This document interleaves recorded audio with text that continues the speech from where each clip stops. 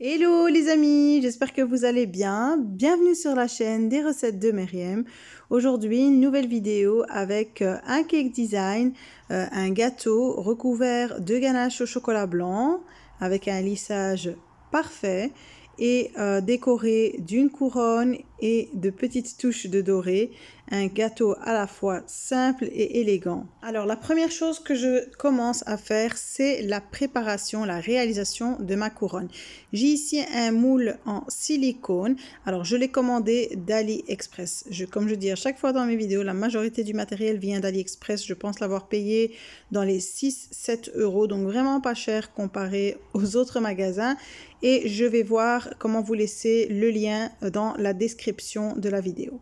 Alors voilà, je commence par détendre ma pâte à sucre. Quand je veux colorer en doré, je prends généralement de la pâte à sucre jaune si j'en ai. Ce sont souvent des chutes, donc des restes de pâte à sucre qu'il me restait d'un ancien gâteau. Donc tant mieux, on va l'utiliser ici pour le modelage. Et j'ai mis, comme vous avez vu, du CMC, de la poudre tylose pour faire durcir ma pâte à sucre. Donc j'en mets une petite cuillère à café dans la quantité de pâte à sucre que vous avez vu ici. Il ne faut pas en mettre de trop, sinon vous allez avoir un décor qui risque de se casser. Alors voilà, je remplis bien le moule. Parfois, je passe le rouleau dessus pour vraiment bien faire rentrer toute la pâte à sucre.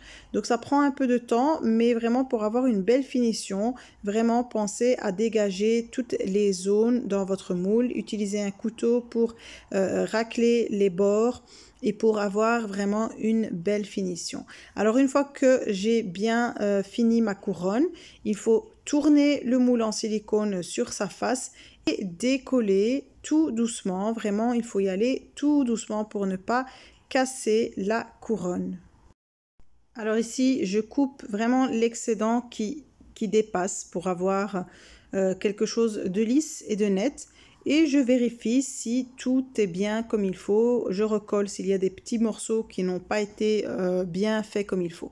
Alors, soit vous prenez en fait n'importe quel objet qui pourra vous servir à maintenir la couronne, donc quelque chose qui a un diamètre plus petit que votre gâteau. Donc ici, j'ai pris moi un moule à cake de 10 cm de diamètre. Vous pouvez utiliser une boîte de conserve ou n'importe quelle boîte. Vous voyez, j'ai juste couché mon moule avec la couronne par-dessus et j'ai inséré une bouteille. Bon, après, vous utilisez la technique que vous voulez du moment que le moule ne va plus rouler et on laisse sécher 2-3 jours.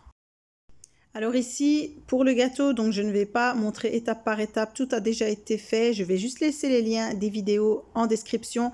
Donc j'ai la génoise à la vanille, j'ai ici une ganache montée au chocolat blanc et à la vanille, un kurde à la framboise. Donc toutes ces recettes ont déjà été réalisées. N'oubliez pas d'aller regarder dans le descriptif de la vidéo. Donc voilà, j'ai mis ici ma ganache au chocolat blanc de couverture dans la poche à douille. Ça sera pour faire les boudins donc de protection sur chaque étage et ça sera aussi pour faire le lissage du gâteau. J'ai ici un rhodoïde que je vais utiliser dans mon moule. Vous pouvez aussi utiliser du cellophane. Donc le moule dans lequel j'ai cuit ma génoise. Vous voyez, j'ai le haut de ma génoise encore avec le papier sulfurisé. Je le laisse, je l'enlèverai au moment du lissage. Donc je fais le montage à l'envers comme d'habitude. Je mouille bien ma génoise avec un sirop, une dose d'eau avec une demi-dose de sucre et de l'arôme de votre choix si voulu. Alors je commence d'abord par faire le boudin de ganache de couverture.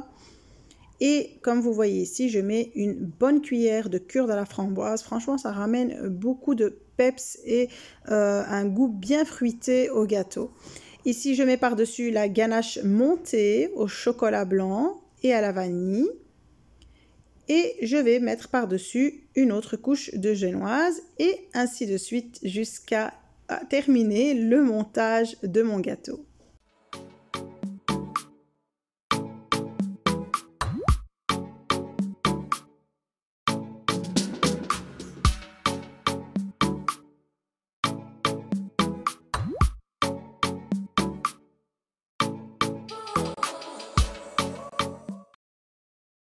Voilà, quand mon gâteau est terminé, je vais le recouvrir de plastique et je le laisse au réfrigérateur au minimum 6 heures.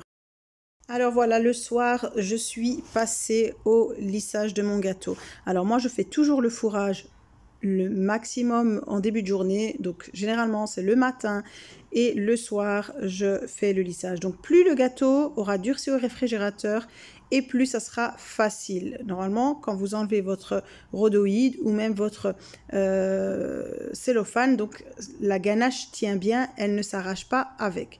Vous voyez ici, je vais utiliser, comme je vous avais déjà montré, mes disques en plexiglas pour le lissage. Et j'ai coupé un disque de papier sulfurisé de la même taille ou quelques millimètres plus petit que je poserai par-dessus, comme ça sera plus facile pour le retirer.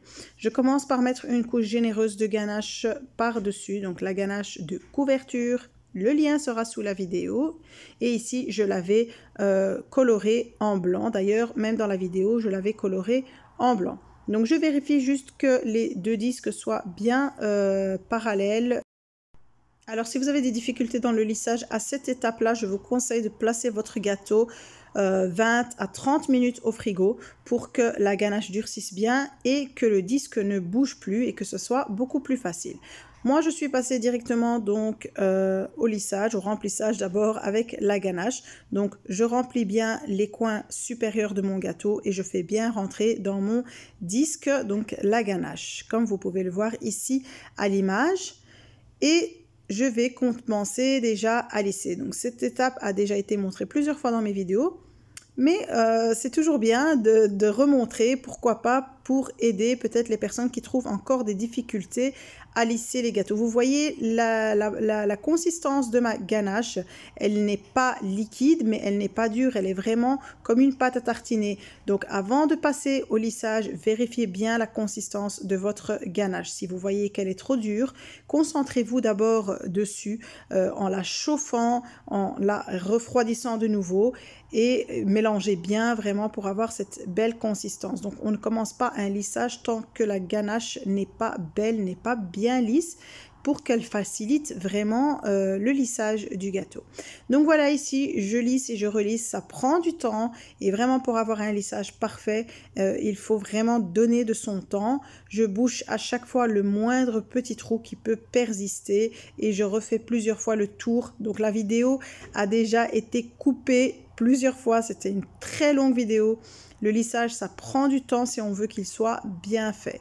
Donc voilà, c'est pour ça que je laisse un peu la vidéo, malgré le fait qu'elle soit un peu longue, tant pis, mais vraiment pour vous dire que ça prend du temps et qu'on ne fait pas 2-3 tours et on se dit bah, mon lissage il n'est pas top. Non, il faut lisser, lisser, lisser, continuer jusqu'à obtenir vraiment ce lissage parfait.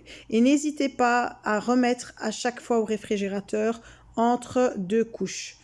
Donc ici, je l'avais placé quelques minutes, donc maximum 30 minutes, et je le ressors et je continue de boucher les petits trous. Je n'oublie pas de retirer le disque en plexiglas par-dessus.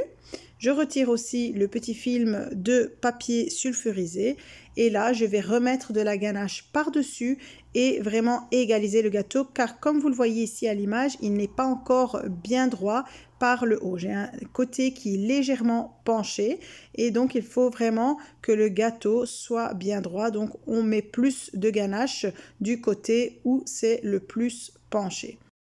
Alors un autre conseil pour vous faciliter le lissage, si vous voyez que la ganache commence à durcir et que vous avez du mal à avoir vraiment des finitions bien lisses, n'hésitez pas donc à prendre une petite bassine d'eau chaude, voire très très chaude à côté de vous. Vous plongez dedans votre spatule et vous la séchez avec un petit morceau de papier et vous lissez donc avec la spatule chaude. Ça détend la ganache et ça permet d'aider à avoir un beau lissage qui soit nickel.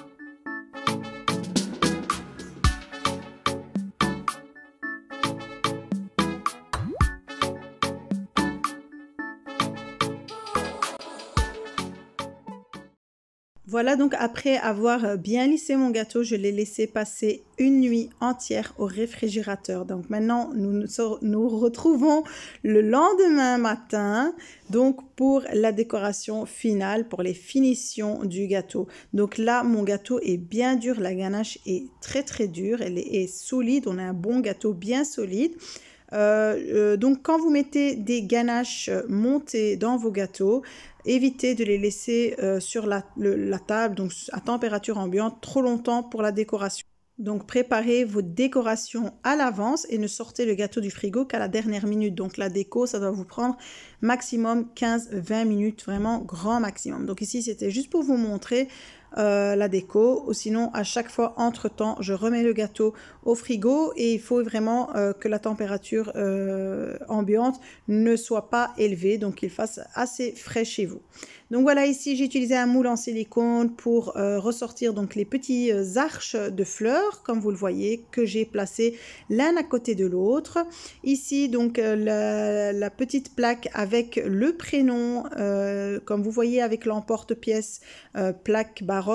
C'était aussi d'AliExpress les petites réglettes avec les lettres de l'alphabet, je les ai commandées sur Amazon. Je les ai juste collées avec de l'eau simplement.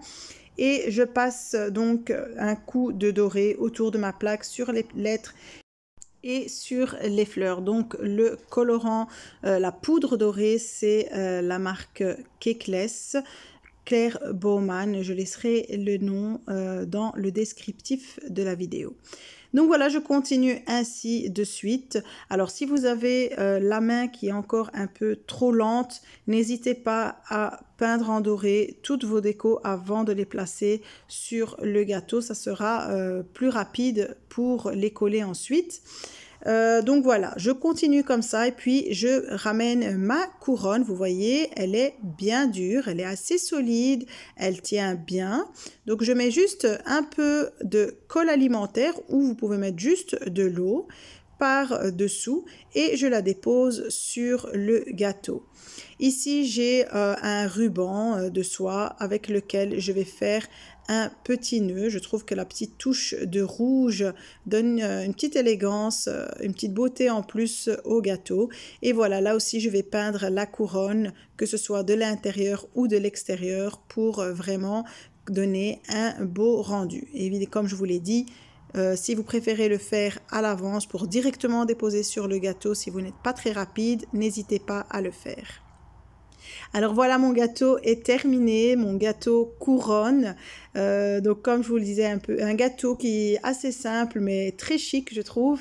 N'hésitez pas à me dire ce que vous en pensez en commentaire et je vous répondrai comme toujours avec grand plaisir.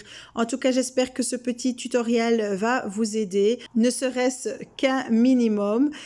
N'oubliez pas de liker ma vidéo, de vous abonner si c'est la première fois que vous me visionnez, de partager dans vos réseaux sociaux et en attendant, prenez soin de vous et je vous dis à très vite pour une nouvelle vidéo.